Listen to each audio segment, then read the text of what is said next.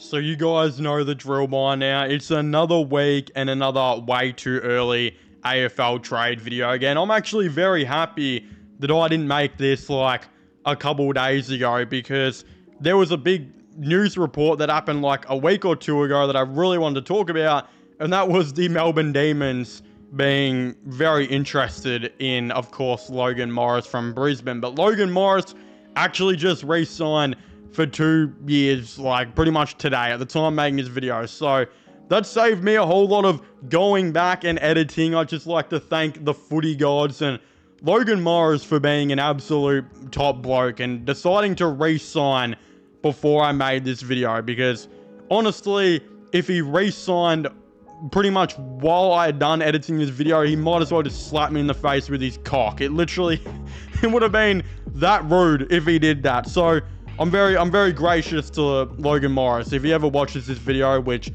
probably not, he's probably doing better things with his time, like, I don't know, having a girlfriend. Shout out to all of you guys who watch these videos and have a girlfriend. Like, what the hell? Like, I'm sure there's one of you guys who is sitting there right now with their girlfriend right next to them, and she's just listening to my chubby fat ass speak about footy players. So also shout out to her for having to go through that. Like, what the hell? But enough talking shit, because I'm kind of going on here and rambling on again. Other than Melbourne being really interested in Logan Morris, that didn't end up happening. There's been a couple other Melbourne rumours here again. Reports saying that Clayton Oliver really wants a fresh start in 2026, and he will be requesting a trade for the second year pretty much in a row, and basically third year that has been public knowledge that Clayton Oliver wants out of the Geelong Football Club. Now, I don't know how this is going to happen, because from reports, Clayton Oliver's contract is actually really back-ended, meaning that in a year or two, I think he's going to be making about 1.5 to 1.7 million, which, if it's 1.7 million in today's day, would make him the highest paid player in the game. And as we know, Clayton Oliver is probably just above average midfielder in the league, really, at the moment. And that's probably being nice, right? So I don't know who does this trade. Again, in my opinion, I actually think if any team should go for Clayton Oliver, it should be the team that was interested in him 2 years ago, and that was the Adelaide Crows. Again, I do think that the Adelaide Crows are possibly missing one player extra in that midfield. And considering Matt Crouch, I mean, we thought he was gone for all money last year, and he's actually been really good this year. But considering in a year or two, we probably won't be talking about Matt Crouch getting a consistent game for the Adelaide Crows anymore, I think Clayton Oliver would be a really, really good player to go for. But I genuinely think there's no way Adelaide would be able to afford his whole deal. In fact, they could probably afford like maybe $1 million of that 1.5 to 1.7 million. If I was Adelaide, I'd do that, especially if you are confident that you can get the Clayton Oliver of a year and a half ago back, which I still think easily he could get back to that. Then yeah, I would do that deal. And if I was Melbourne, if I could get a late first round pick out of him, or 2 maybe early seconds out of Clayton Oliver, and all I have to do is pay half his contract, you know, for a player who doesn't even want to be there, and to add picks to this really good young core and young rebuild on the run that you've got going on, I would 100% do that. So again, I would be very happy with that. I don't know who else would go for him. Again, I think Essendon are going to hit the trade market very big and go for Harley Reid, but I mean, they've already got a ton of young midfielders who are just not getting a game. I don't know. I mean, you could probably offer Melbourne like a Sardis or a Ben Hobbs, and Melbourne might accept that challenge to see if they can get him into being a good player, along with whatever else Melbourne want for Clayton Oliver. Again, I don't really know. It's honestly hard to talk about, because however you talk about it, you're going to sound silly, because it's such a hard thing to think about because he's on so much money. So I don't know what's going on there, but what I do know is Clayton Oliver is going to be it's going to be a hard trade, obviously, but Christian Petracca, which I meant to say then instead of Clayton Oliver, I think Christian Petracca will 100% not be on the team next year. I think he's a lot easier to get done. I believe he's got way less years than Clayton Oliver does, and I personally believe, and I've said this on the channel before, I think Petracca will take a pay cut. Now, there have been reports that Petracca is a lot happier at the D's, and I've talked about that on the channel before, that he's happy at the D's now, but that doesn't mean he's not going to request a trade and want to go again, which I believe he will. Again, he didn't leave last time just because he was truly cracked the shits with the D's and all that. From the reports and on the inside, one of the big reasons he wanted to leave was to actually boost his markability and go to a Big Four team and help his new online career that he's got. Again, he basically, every time he was on a podcast, kind of sucked off Collingwood and really made it clear he wanted to be a Pie. Again, I think he will get his way to Collingwood. I think he will force his way there. If he is owed maybe 1.5 over the next couple of years per year, again, I think he will take a pay cut and get to Collingwood on like 1 mil.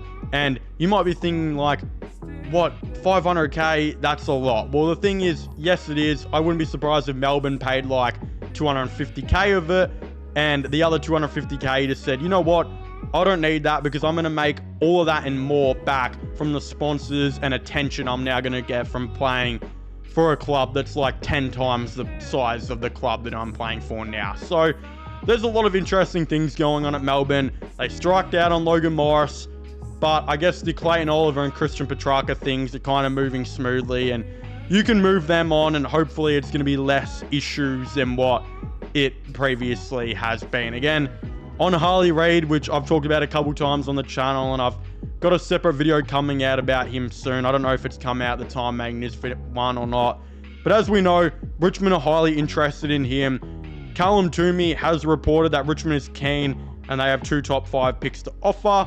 Of course, Matthew Lloyd has also publicly said he thinks the Eagles should trade him, and that was following the Toomey report.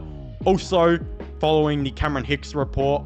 You know, Cameron Hicks is a massive Richmond insider who has gotten so many things right about Richmond, and he believes Richmond are going to go full steam ahead for Harley Reid. Again, I highly recommend you guys go and check out that Harley Reid video. If it's out, if it's not, subscribe so you don't miss it. It's Richmond being interested in Harley Reid. It is coming very shortly. I've made separate videos on that as well because there have been so many updates. But Harley Reid to Richmond I think would be a good idea. I would love it to happen. I just don't want to see Richmond give up their 2 top 3 picks. I don't think Richmond could do that. It doesn't make any sense. If I was them, I would trade 1 top 3 pick and your future first, because I just think you have to hit the top 5 of this draft. Not just that, you're probably relying on yourself to be a bit better next year, where instead of giving up 2 top 3 picks this year, it might only end up being you give up pick 2 this year, maybe like pick 6 or so next year, which equalizes to being a lot better. So I would do that if I was Richmond. I don't know what they're going to do. I just don't want to see them overpay. But at the end of the day, it might be what you're going to have to get. Again, we know that Harley Reid is said to be a generational talent. So there's a lot of things. We've seen what he could do last year. He was the best young player of last year, right? He's checked out at the moment, but that's because he knows Essendon, Geelong, Hawthorn and Richmond want him. And there is a very clear pathway to where he gets to one of those teams at the end of the year. So a lot of really interesting things going on there. I don't know how they're going to go on about it, but that's that. Again, you've also got the report, and I left this to last because I actually think this guy might re-sign by the time I'm making this video, but I still want to report on it. But it does say the free agent Brayden Maynard's first priority is staying at Collingwood. That's his strong preference. He wants to stay and be a Pie for life. He'll only entertain other suitors, and there are multiple beyond North Melbourne if a deal can't be reached at the Pies. Again, Maynard will not leave Collingwood. I just can't see it happening. I wouldn't be surprised, as I said, if by the time this video comes out, Brayden Maynard has re-signed with Collingwood. Again, there are a lot of reasons why. Collingwood are basically the biggest team in the game. You can argue about them and Richmond. Doesn't matter. Both of them are in that category. And Maynard, he's not going to leave to North Melbourne even if they offer him 300k more a year. Because the reality is that he can make that back from sponsorships and whatever he's going to get at Collingwood. And I mean, he gets to play for one of the best teams in the game. And it sets him up more for life. Like, do you know how much money former Collingwood players make just to go to like a dinner at the local RSL with a bunch of fans? So freaking much. Do you know how much money the North Melbourne players make to go to the local RSL with the fans and do a show? Not much, because there aren't anywhere near as many North Melbourne fans as there are Collingwood. So, Brayden Maynard will re-sign at Collingwood.